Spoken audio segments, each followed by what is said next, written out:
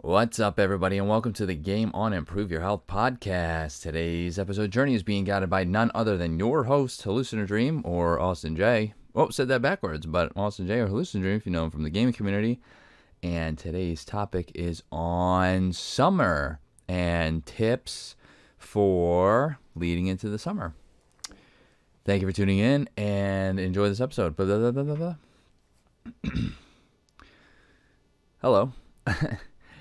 Sorry for the those watching on YouTube. Sorry for the abnormal light. It seems a little strange today, kind of like glowing. It's nice, and yeah. Today's topic is on. Well, it's April, right? It's coming up on the end of April. May's coming up, right around the corner. Literally, I think next week, maybe 2 weeks, but summer's coming up, right? And everybody wants their quote-unquote summer bod, and they want to, prepare for the beach and the outdoors and this and that. So might touch on this another time, probably throughout, closer to the actual like June, July area. But it is starting to get warm, and people are likely to start preparing. I know we are preparing, so I want to go over a couple things that you can do to try to help you out. Maybe try to eliminate some of that stress factor, or just maybe even a little refresher for those who are listening who have a routine every year. Now, you don't necessarily need a routine every year. I don't have a routine. I kind of just go with the flow as the year goes, and I think that's what my wife does as well. So you don't necessarily need a routine, but having a couple of ideas might help you. First thing I want to talk about in regards to that is a lot of people in general, they look at social media, they look at all of the models, the influencers who get paid, male and female, and they always have like perfect physique and this and that and all that. My first tip to anybody, and first thing I want to say, is don't look at social media, and absolutely under no circumstance should you get upset or have any kind of negative emotional reaction in regards to seeing somebody on social media. A lot of times social media, those people who are influencers, well, first of all, more often than not, that's their job. Right, so I mean, they're spending all of their time working on that physique because that's their job, being an influencer.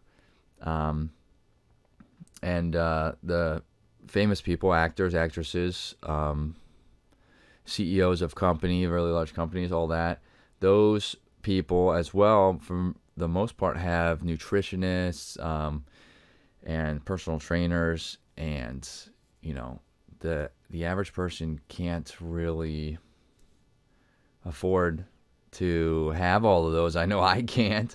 That's for sure. I can't afford to have a personal nutritionist and a personal trainer and a chiropractor and all of that, at hand, basically. So you got to be a little bit realistic when you're looking at social media. What I do is just don't look at it.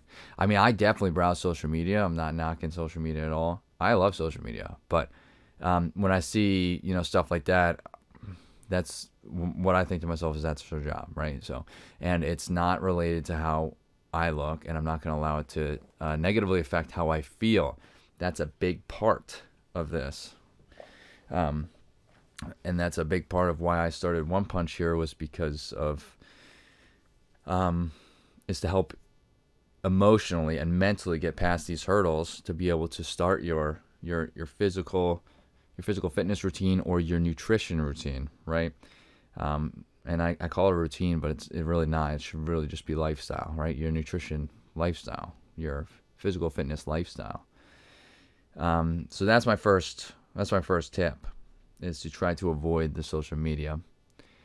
And then leading into that, let's go into getting ready, getting prepared. You want to start, maybe you The pandemic didn't make anything easier. The pandemic's still ongoing, right? So maybe you haven't been working out all summer. You haven't been walking, doing this and that. I haven't been walking nearly as much over the winter because my daughter is young, and the colder it gets, the harder it gets to go outside. You got to bundle her up 1,000 times, and frankly, she doesn't really like the cold, apparently. So makes it difficult to walk, right? So maybe you're doing that, and maybe that's happening to you as well, and you want to get back in your routine, but you're not sure where to start.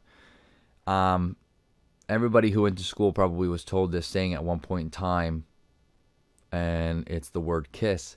Keep it simple, stupid.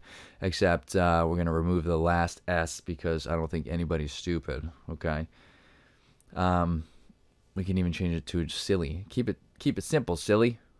But I know everybody's heard that saying. Okay, so we're referencing the saying, but let's do that. Keep it simple. Some people most people who haven't been or been knocked out of a routine, that's just happened to me over the winter too.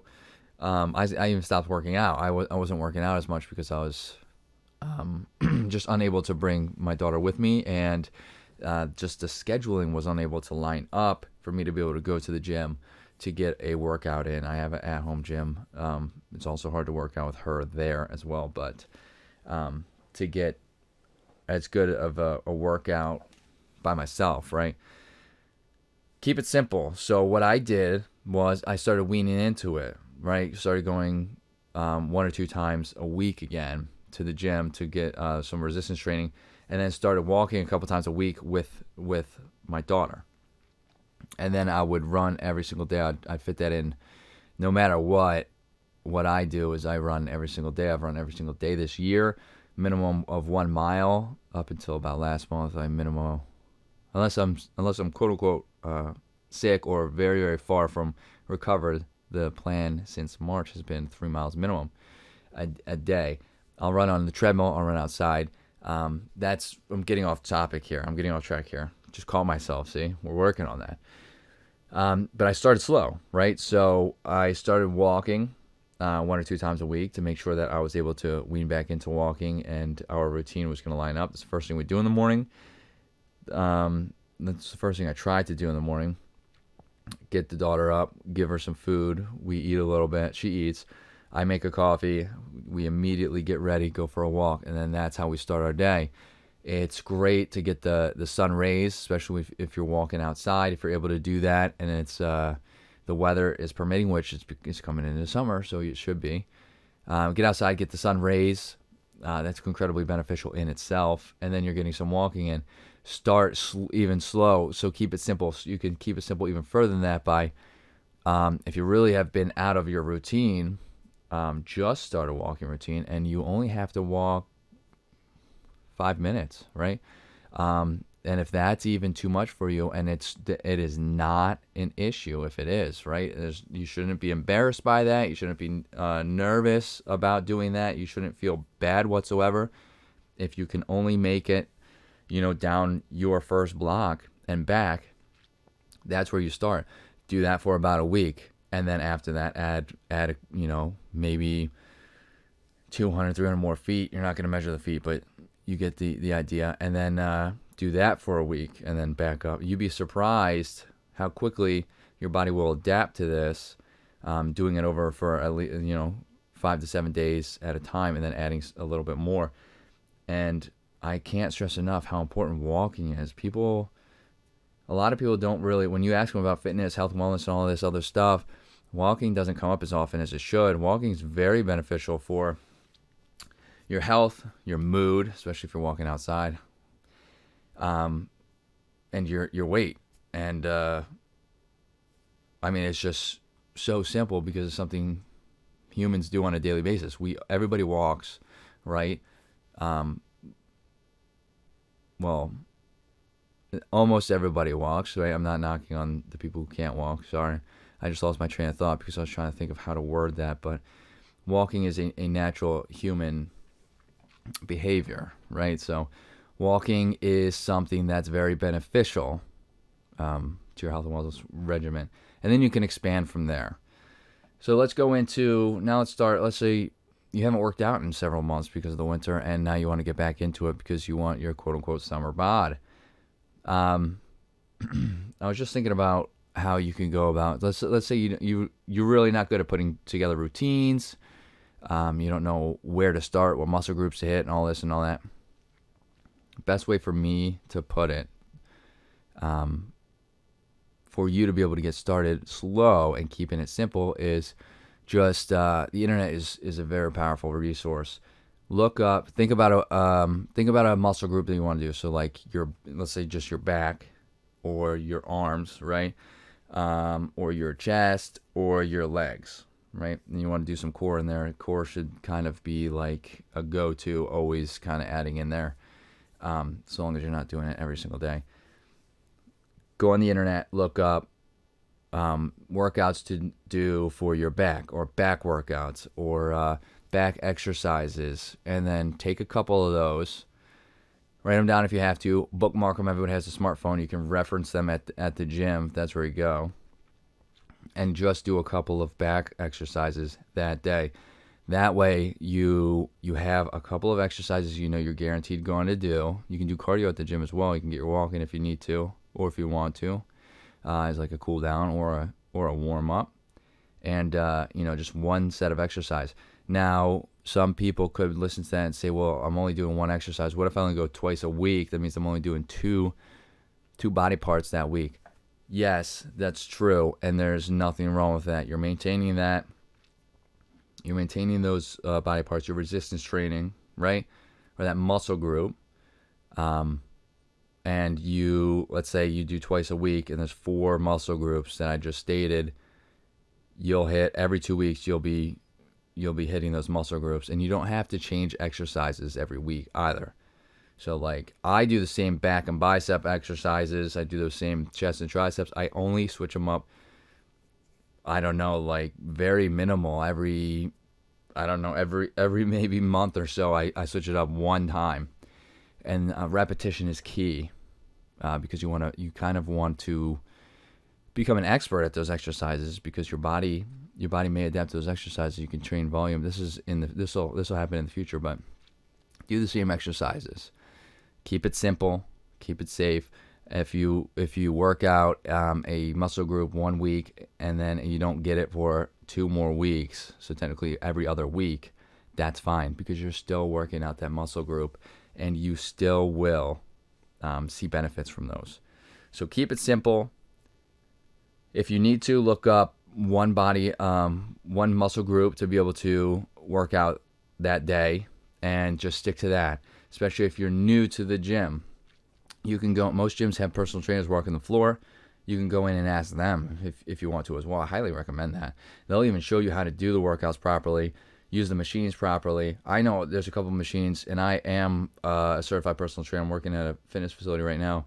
There are a couple of machines I've never seen before I'm using, and I still can't figure out what exactly they are. I'll let you guys know what the machines are next episode, because off the top of my head I don't remember, but I know one is a chest exercise, and it's like you push forward, it lifts the seat up, you flip upside down, you spin in circles. I don't know, it's ridiculous, but apparently it works. That's why it's there. So keep it simple, and if you have any questions, if anybody has any questions, you are more than feel free to my brain right now. Oh, man, I'm not even gonna lie, I am so tired. It's halfway through the day. My daughter's sleeping right now. I'm so tired. Feel free to reach out to us. All of the social media is all over the place. On the left, if you're watching on YouTube, it's in the description. Reach out to us, ask us some questions. We would love to answer them to the best of our ability. Definitely answer them. Can even give you some help and some workouts if you would like some. So reach out, ask some questions, ask for some workouts. I would love to hand some workouts out.